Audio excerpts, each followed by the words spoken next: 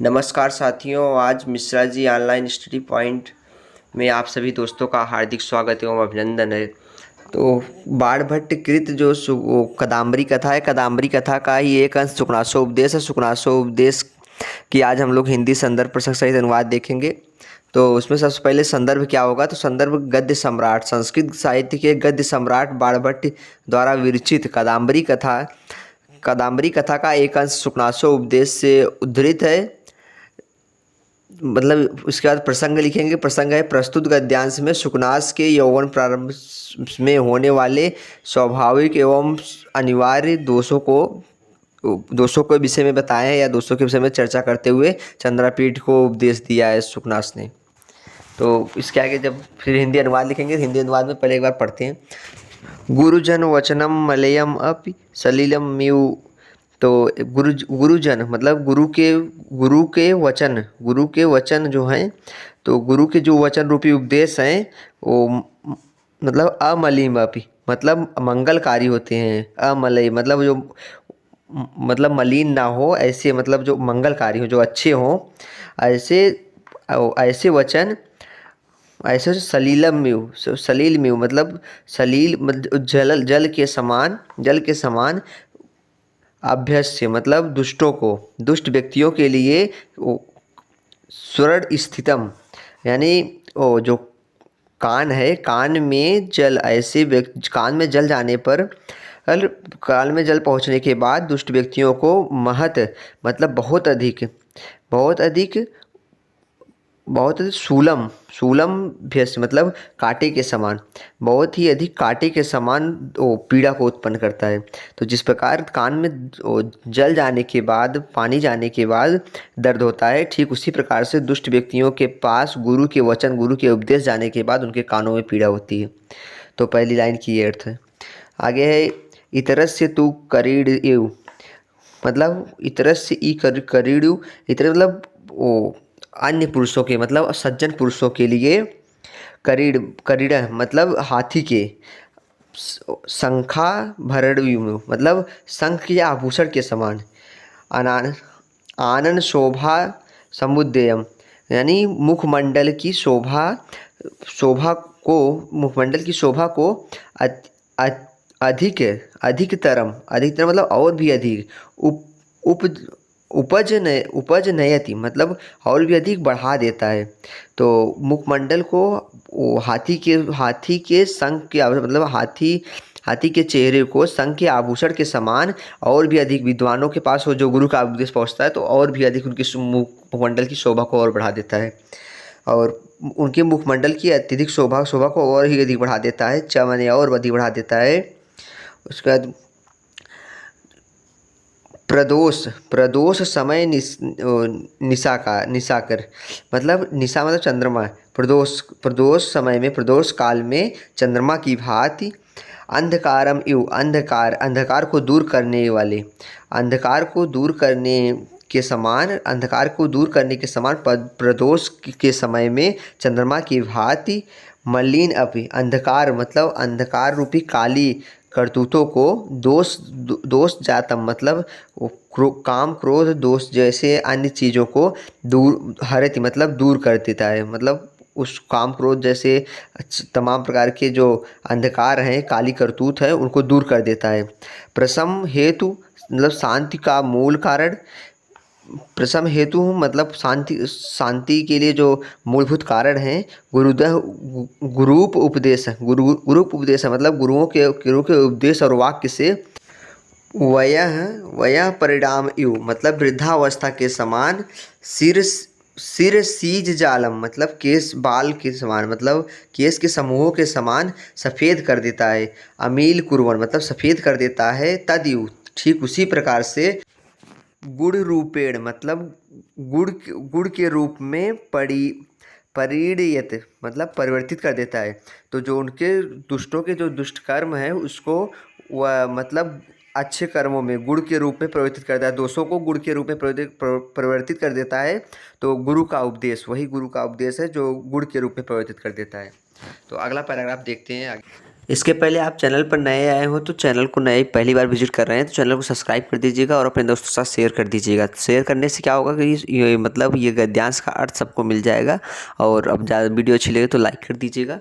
तो आगे अर्थ देखते हैं। तो अमेव अमेव च मतलब और ही, अच्छा मतलब और, अमेव और आगे, और यही। इसके बाद है अनस्वादित विषय रसस्य, मतलब विषय रूपी वासना की रस को अनस्वादन न करने वाले, मतलब न कर पाए। ते मतलब तुम्हारे लिए उपदेशस्य मतलब उपदेश का काला मतलब काल, यही समय है कि तुम्हें विषय रूपी वासना के विषय रस का अनुस्वादन न करने के लिए उपदेश दिया जाए। पहले लाइन का अर्थ है।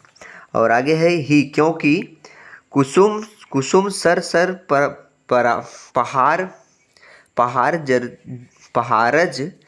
जरीते, मतलब कामदेव के कुसुम मतलब कुसुम सर, कामदेव के बाणों से प्रहार मतलब बार बार प्रहार किया जाएगा, बार बार प्रहार किए जाने पर। हृदय मतलब हृदय में, उपदिष्टम मतलब जो दिया गया उपदेश है, जलम जल के भांति गलयति मतलब गल जाता है या निकल जाता है। दुष्कृत्य है मतलब और दुष्ट स्वभाव वाले व्यक्ति का अन्वय मतलब वंश। श्रुतम यानी शास्त्र ज्ञान से विनय से मतलब सतमार्ग को अकारणम यानी कारण ही नहीं होता। चंदन प्रभु है, चंदन की रगड़ से भी अनलह मतलब आग को किम न दहती मतलब नहीं जलाई जा सकती। मतलब क्या नहीं जलाई जा सकती। चंदन की आग को रगड़ कर क्या आग नहीं जलाई सकती। प्रहर प्रसम हेतु न अपि, अग्नि शांत करने के लिए जल से, अग्नि शांत करने के लिए हेतु ना अब जल से, प्रचंड तरी मतलब अत्यधिक उग्र भयंकर, बड़वानल मतलब समुद्र में रहने वाली जो अग्नि है। वारिण मतलब जल के द्वारा, गुरुड़ उपदेश च नाम गुरु के उपदेश तो क्या, पुरुषाणाम मनुष्यों के समस्त दुर्गुणों मतलब समस्त दुर्गुण को दूर करने में न समर्थ रहने वाली, समस्त दुर्गुणों को दूर करने में न समर्थ रहने वाली। उसके बाद है अखिलम अखिल मल्य प्रक्षालन न क्षमम यानी समस्त दुर्गुणों को दूर करने में न समर्थ रहने वाला। अजलम बिना जल के स्नान के समान है, यानी बिना जल से ही स्नान मतलब मनुष्य के समस्त पापों को दुर्गुणों को धोने में समर्थ है, तो बिना जल के समान स्नान के समान है। अनुपजात पाली दिव्य रूपम यानी जो सफ़ेद बाल पक गए हैं। अजर वृद्धोत्तम मतलब बिना वृद्धावस्था में, मानो बिना वृद्धावस्था के ही बाल पक गए हों। चर्बी आदि यानी अनारोपित मेदा दोषों मतलब चर्बी आदि की वृद्धि रूप दोषों से मुक्त हो, मतलब चर्बी आदि जैसे दोष हो, जैसे वृद्ध होने, इसकी बड़बड़े होने पर इन सब दोषों से मुक्त हो। महत्तम गुरु करणम मतलब गुरु के महत्व को प्रदान करने वाली। असुवर्ण रचनम मतलब सुंदर सुवर्ण आदि धातुओं से न बना हुआ हो, अलौकिक हो मतलब लौकिक भी अलौकिक हो। कानों का आभूषण मतलब कर्णभारणम मतलब कानों का आभूषण हो। अतीत ज्योति है मतलब चमक रहित हो, मतलब चमक ना हो उसमें।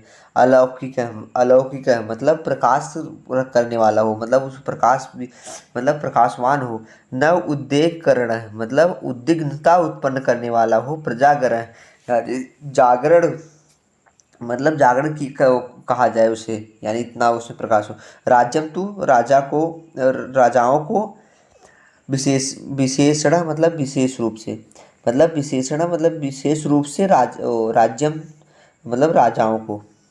तो इसका एक बार हिंदी अनुवाद मतलब एक लाइन टू लाइन देखते हैं, एक लाइन के एक बार में हिंदी देखते हैं। तो आप लोग मिलाते रहिएगा। तो पहली लाइन का अर्थ है एवं मतलब यही और यही विषयों के रस का स्वाद न प्राप्त करने वाले तुम्हारे लिए उपदेश का समय है। यही तुम्हारे लिए विषयों का स्वाद न कर पाने के लिए यही तुम्हारे लिए उपदेश है, क्योंकि कामदेव के बाणों से प्रहार जो है, प्रहार से जर्जर मतलब प्रहार से परेशान बने हुए मतलब एकदम खराब उनके बाणों से मतलब प्रभावित होने बने हुए हृदय में उपदेश मतलब जल के समान होगा। जो आप उपदेश देंगे वो जल के समान होगा, दूसरी वाली लाइन की है। तो दुखशीला मतलब दुखशील व्यक्ति को विनम्रता का कारण सदृश सदृश एवं शास्त्र नहीं होता है। मतलब जो दुखी व्यक्ति होते हैं उनके लिए शास्त्र का ज्ञान बहुत कुछ नहीं होता है।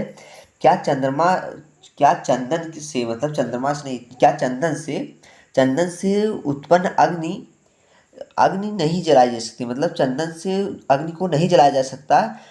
वाह वाह माने अथवा जल से मतलब जल के कारण ही तो वाग्नि मतलब समुद्र रूपी अग्नि को और अधिक प्रचंड नहीं हो जाती। क्या क्या समुद्र रूपी जल और भी प्रचंड नहीं हो जाती जल के कारण ही। तो अब यहाँ से देखिए गुरु उपदेश च नाम पुरुषाणाम। तो गुरु के उपदेश से मनुष्य नाम मतलब पुरुषाणाम मतलब मनुष्यों के संपूर्ण मल को धोने में जल विहीन स्नान के समान होता है। और बाल के पकने आदि के कारण होने वाली जो विकृति के बिना जरा विहीन मतलब वृद्धावस्था को वृद्धता है, मतलब वही वो जरा विहीन वृद्धता है। और मोटापन यानी भारी मोटापन को उत्पन्न किए बिना गुरुत्व यानी गौरव को उत्पन्न कर देने वाला सोने का न बना हुआ मतलब सोने का न बना हुआ एवं ग्राम्यता दोष से शून्य मतलब ग्राम्यता दोष के बिना कानों का आभूषण है, बिना तेज का प्रकाश है। यानी गुरु का उपदेश जो है बिना मनुष्य के लिए बिना तेज का प्रकाश है, उद्वेग उत्पन्न करने वाला एक जागरण है गुरु का उपदेश। किंतु ये सब चीज़ें विशेषता राजाओं के लिए है। यानी ये सब जो गुरु का उपदेश है ये सब राजाओं के लिए है। तो इसका एक लाइन से मतलब ये अंतिम है ना, विशेषण राजा विशेष रूप से राजाओं के लिए है। तो इसका एक लाइन का मतलब हिंदी अनुवाद हो गया है।